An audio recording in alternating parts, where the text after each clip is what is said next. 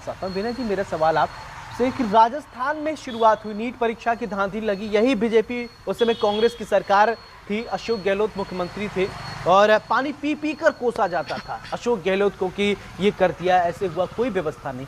क्या राजस्थान के उस घटना से बीजेपी ने कोई सीख नहीं ली क्या, या प्रदेश सरकार ने कोई सीख नहीं ली क्या, और जिसका ये नतीजा देखने को मिला और अब कड़े प्रावधान लाने की कोशिश की जा रही, क्या उसका असर होगा, क्या सोचते हैं आपको?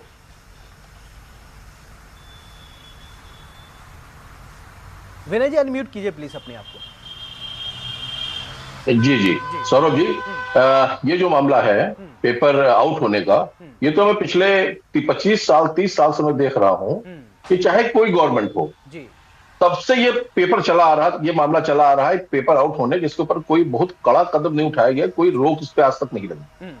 और इसका एक नेक्सस चल रहा, वो इंतजार करता है किस चीज की परीक्षा हो, कैसे पकड़ा जाए, पेपर आउट कहां से हो सकता है। जो प्रिंटिंग प्रेस है भाई, प्रिंटिंग प्रेस में तो कोई आईएएस अधिकारी, कोई उसका अधिकारी तो करेगा नहीं। कोई ऐसे कैमरे भी नहीं लगेंगे जिस कैमरे से उसमें जो पेपर में आ रहा है दूसरी जगह चली जाए बातें। तो कोई ना कोई वहां भी गड़बड़ कर सकता है। सेंटर में पहले क्या होता था कि पेपर पहले सेंटर में ही आ जाता था, अब उसको सुरक्षित करने के लिए पेपर बैंक में रखा जाता है, बैंक के लॉकर में रखा जाता है। अब बैंक के लॉकर में भी आप किसके ऊपर विश्वास करेंगे?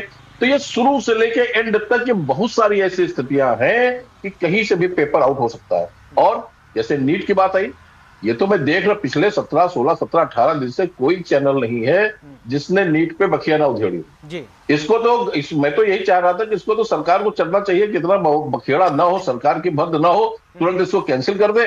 जहां तक बात है, जो वो अच्छे बच्चे हैं, जो अच्छे बच्चे तो अच्छे नहीं है, वो तो दोबारा भी एग्जाम देंगे, अच्छे हो जाएंगे। वो दोबारा भी एग्जाम देंगे और एग्जाम देने के बाद फिर अच्छे हो जाएंगे, फिर उनके नंबर अच्छे आ जाएंगे।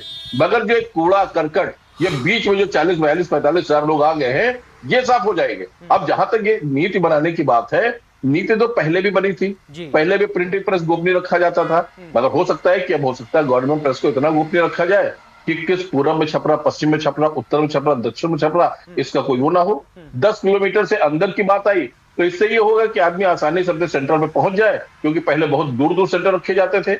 और उसके अलावा जो गृह जिले से बाहर की बात है, तो गृह जिले से बाहर तो ठीक बात है, मगर अभी भी तो आपने देखा नीट में कि पता लगा कि जो व्यक्ति, जिन व्यक्तियों ने परीक्षा आपके वहां पे हरियाणा में दी, हरियाणा में उन बच्चों ने जो दिल्ली के थे, जो राजस्थान के थे, वो आखिर सेंटर की सेटिंग कहां से की गई? आप तो नियम बनाओगे, ये सेंटर, ये शिफ्टिंग का काम कौन करता है? ये सेंटर शिफ्टिंग का काम कौन करेगा? उनके ऊपर भी रोक लगानी चाहिए। और ये भी देखना चाहिए कि जब ये बच्चे जब बाहर के थे, दूर दूर के थे, तो आखिर इनका एक साथ जगह कैसे पढ़ा गया, क्यों पढ़ा गया? एक क्लास में 8-8 बच्चों का एक साथ कैसे आया? हमेशा पिछले हमने देखा तो 5-6 साल में 6 बच्चे 720 पहुंच पाए, 715, 720, अब के 67 आ गए। और मान लो, अब निश्चित मानिए अगर इसका पूरा कागज बिल्कुल खुलेगा तो 2 या 3 या 4 या मैक्सिमम 5 बच्चे होंगे जो 720 से 720 में पहुंचेंगे।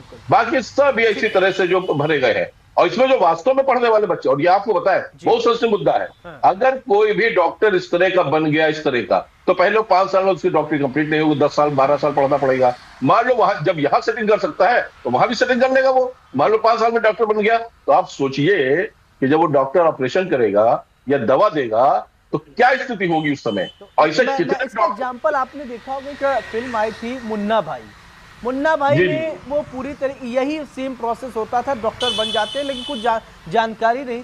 जादू की झप्पी फिल्मों में चल सकती है लेकिन प्रैक्टिकल लाइफ में ये कभी नहीं चल सकता। सही बात, सही अगर बात, सही किसी बात, को दर्द होगा, बुखार होगा, फीवर होगा, ऑपरेशन कराना तो आपको प्रॉपरली इलाज करना पड़ेगा। तो फिल्मों में चलता है, रियल लाइफ में नहीं चलेगा। संजय जी, मेरा सवाल